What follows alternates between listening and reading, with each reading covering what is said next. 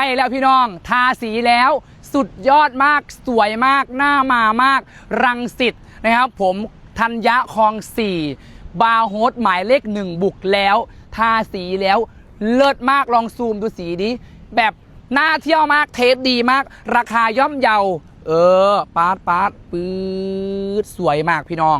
เนี่ยตอนนี้ยังเปิดรับสมัครหนุ่มหล่อหน้าตาดีอยู่นะเธอรู้ปะตอนนี้คือใครอยากเป็นโฮสที่นี่